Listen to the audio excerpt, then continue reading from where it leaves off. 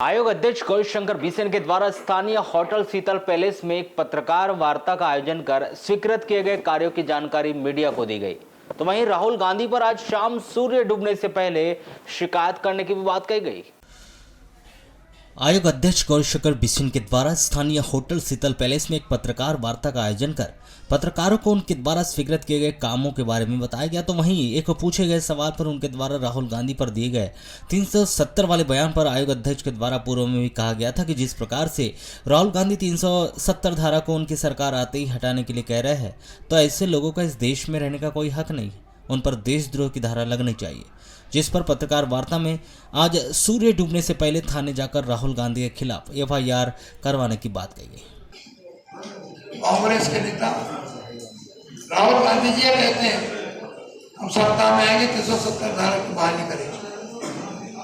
मैं जान सकता हूं कि कश्मीर को इस देश की सीमाओं को बचाने के लिए हमारे उन अमर शहीदों के बारे में उन्होंने सोचा क्या, जिनका विवाह होता है, उनकी धर्मपत्नियां उनके हाथ में लगी मेहंदी भी नहीं सोने पाती, हमारे चूड़ी के दस्तूर भी नहीं होने पाते, अपनी ड्यूटी करते करते शहीद हो जाते हैं। क्या करना उन्होंने? कोई बड़े पिता के बारे में सोचा जिसने अपने सीमा की रक्षा के लिए शहीद होकर के देश को बचाया, या उस वृद्ध माँ के बारे में सोचा जिसका बड़ा प्रकार लकड़ी का सहारा चला गया। 370 धारा वैसे तो संविधान में उसका प्रावधान नहीं होना, लेकिन तत्कालिक व्यवस्था में मैं इसको पंडित जवाहरलाल नेहरू जी की बड़ी गलती मानता हूँ। मैंने अपनी मानता है कि जिन्ना जी को और इनको प्रधानमंत्री बनना था, उन्होंने आगे की चिंता नहीं की। बात करते हैं, आप स्वयं इसमें पहल क्यों नहीं कर रहे हैं? जनप्रतिनिधि जनप्रतिनिधि अपने स्टेटमेंट देते हैं, कार्रवाई उसके ऊपर थोड़ा बड़ा करें। मुकदमा डायरेक्ट हम नहीं चलाते, मुकदमा सरकार चलाती है। मतलब शिकायत दर्ज की जा सकती है? जरूर करूंगा, आज ही करूंगा, सूरज डूबने से पहले करूंगा। वहीं पत्रकार वार्ता को संबोधित करते हुए उन्होंने कहा कि संविधान निर्माता डॉक्टर भीमराव अंबेडकर की जयंती पर राष्ट्रीय अवकाश घोषित करने पर देश के प्रधानमंत्री मोदी जी का अपने आयोग व देश की जनता की ओर से आभार व्यक्त करते हैं। तो वहीं देश के संविधान के सम्मान करने की भी बात कही। विपक्ष पर जमकर निशाना साधा और पूर्व में घटी घटनाओं का वर्णन करते हुए कांग्रेस के द्वारा किए गए संविधान के साथ छेड़छाड़ी करने की बात करते हुए कांग्रेस की आलोचना भी की। प्रधानमंत्री माननीय नरेंद्र मोदी जी को इस बात के लिए उनका धन्यवाद ज्ञापित करना चाहूंगा। भारत रत्न संविधानविद, इस देश के संविधान निर्माता परम श्रद्धेय डॉक्टर भीमराव अंबेडकर जी की जयंती की जन्म दिवस के शुभ अवसर पर देश को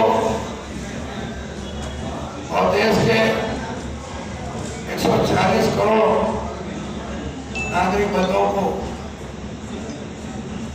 एक बड़ी सौगात, एक बड़ा सम्मान प्रदान किया है। डॉक्टर साहब के जन्मदिन को राष्ट्रीय अवकाश घोषित करना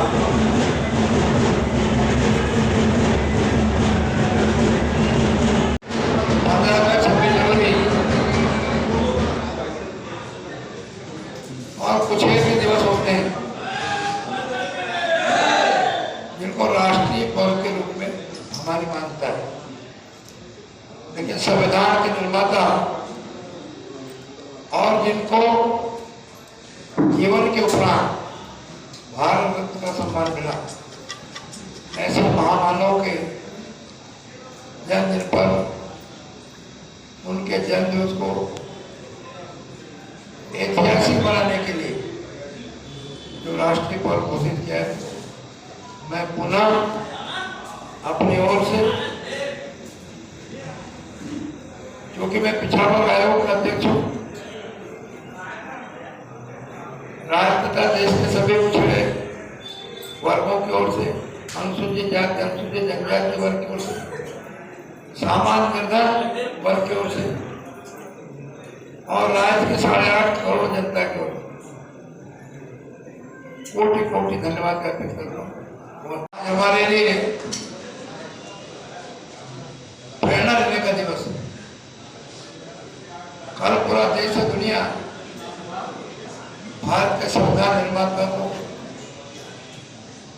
जन्म दिवस पर उन्हें श्रद्धा सुमन अर्पित करेंगे, उनका माल्यार्पण करके उनका अभिनंदन करेंगे और उनके संविधान को कभी कोई उनके साथ में गड़बड़ न कर सके, छेड़खानी न कर सके, संविधान की धज्जियां न उड़ा सके।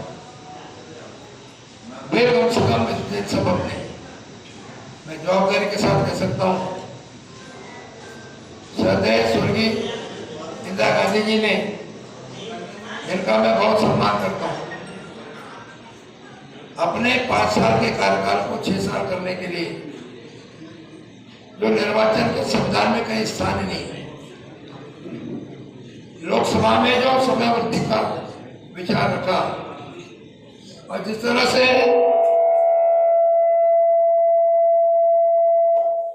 इसके विरोध में पूरा देश खड़ा हो गया,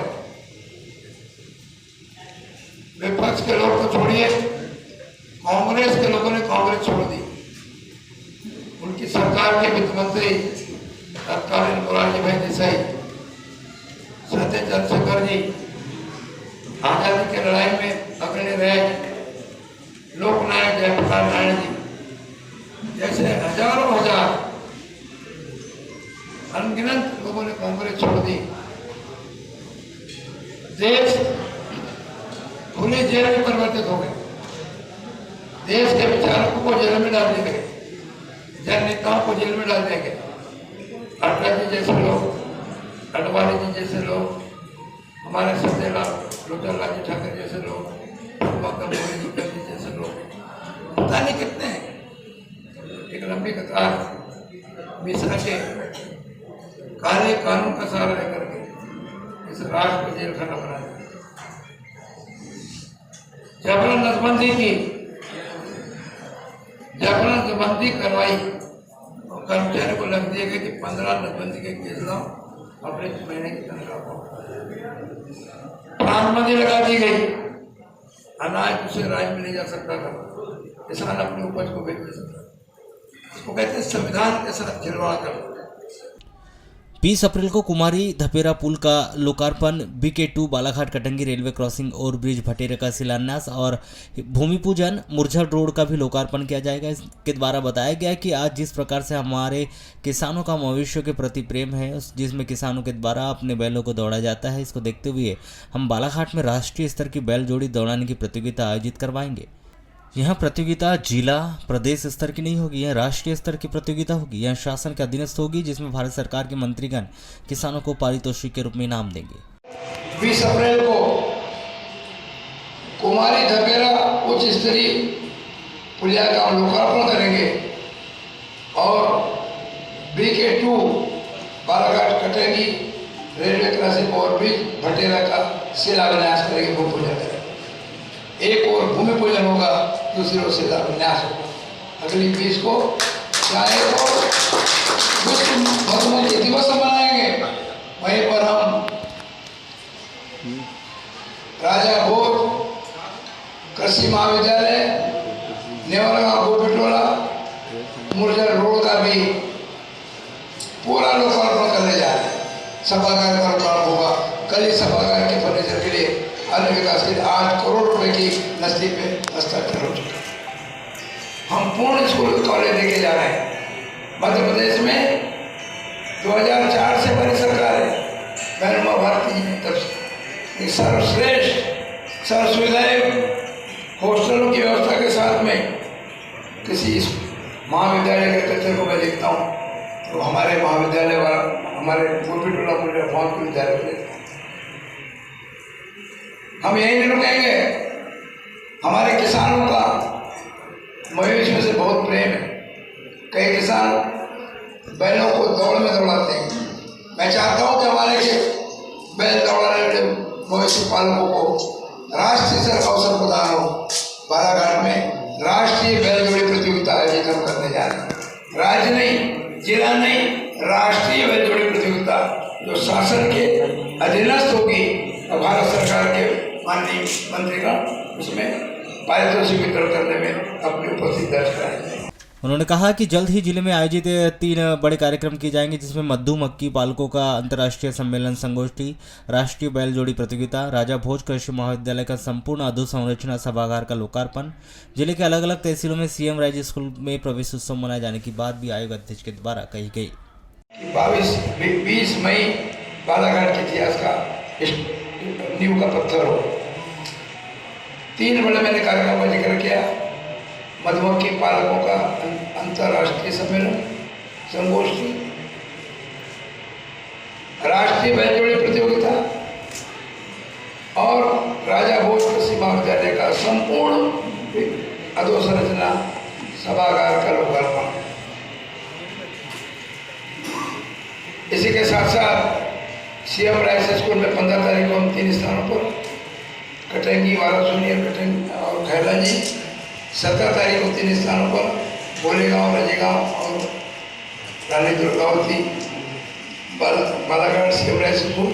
आगे जब समय मिलेगा तो हमारा तुलसी धाम, पुराना नाम लेडेरी, सीएम राइस स्कूल का नए सत्र के बच्चों का प्रवेश महोत्सव बनाएंगे।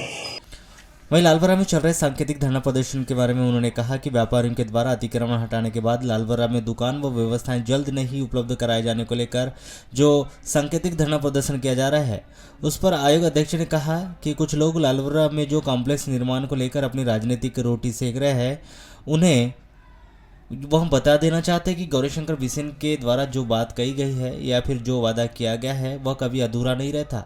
उनके द्वारा जो बात कही गई वह निश्चित ही अपने वादे के अनुसार उन्हें कॉम्प्लेक्स बना कर देंगे। उनके द्वारा 2 करोड़ 5 लाख रुपए का कॉम्प्लेक्स बनाने के लिए मांग की गई है और जिस दिन ये राशि उन्हें मिल जाती है तो बालाघाट जिले का सबसे सर्वश्रेष्ठ मॉल जैसे कॉम्प्लेक्स लालबर्रा में बनाया जाएगा। मुझे बताते हुए प्रसन्नता है कुछ लोग लालबर्रा में कॉम्प्लेक्स को लेकर के अपनी राजनीति को किसी करें। उनको मैं बता देना चाहता हूँ, गौरीशंकर ने एक चीज दूसरी जगह तो वही देखा दूंगा कहा है, समय लग सकता है लेकिन मेरा कथन कभी, मेरा वादा कभी फिर नहीं हो सकता। मैंने 2 करोड़ 5 लाख रुपया कॉम्प्लेक्स के लाने के लिए अपनी नस्ली को आगे बढ़ाया। जिस दिन कॉम्प्लेक्स का 2 करोड़ 5 लाख आ जाएगा, बालाघाट जिले का सबसे सर्वश्रेष्ठ माल जैसा कॉम्प्लेक्स बनेगा। तो वहीं आयोग अध्यक्ष के द्वारा भारतीय जनता पार्टी के नवनियुक्त जिला अध्यक्ष सत्यनारायण अग्रवाल के बनने पर खुशी जाहिर की और कहा कि जिस प्रकार से उन्होंने भारतीय जनता परिवार में सत्यनारायण अग्रवाल को भाजपा जिला अध्यक्ष बनाया है, तो वहीं रमेश भटेरे को अहम महत्वपूर्ण जिम्मेदारी देने की बात कही। उन्होंने बताया कि पूर्व अध्यक्ष रमेश भटेरे ने परामर्श कर सत्यनारायण अग्रवाल को भाजपा का जिला अध्यक्ष बनाया है, जो कल से अपना कार्यभार संभालेंगे। और खुशी का विषय है कि हमारे परिवार में एक व्यवस्था है, किसी को दूसरा काम का दायित्व मिलता है तो उसका कोई दायित्व उसको पुराने दायित्व से मुक्त होना पड़ता है। शायद रमेश भटेरे जी को दूसरा दायित्व मिलने वाला होगा तो रमेश भटेरे जी से परामर्श करके नए अध्यक्ष का चयन किया गया है। और हमारे सत्यनारायण जी अग्रवाल जिनको हम प्रेम से भूल भैया कहते हैं, भारतीय जनता पार्टी के कल से नए अध्यक्ष मंडलित हो चुके हैं, वो आज अपना पदभार ग्रहण करेंगे। और उनके साथ मेरी बेटी मौसम और हमारे जिले के रमेश भटेरे जी, उनकी पूरी टीम, सुरजीत भैया, ये लोग उनको गोंदिया देने गए। मैं तो तुम सब उतर करके अपने इस काम में लगा हुआ था। मैं पुनः आप सब लोगों को जो हमारे विकास के क्रम में आप साथ दे रहे हैं, अब मत दिखना कि हमारा सरेगा का पुलिया का कमल उसको जेल साहब को करना है।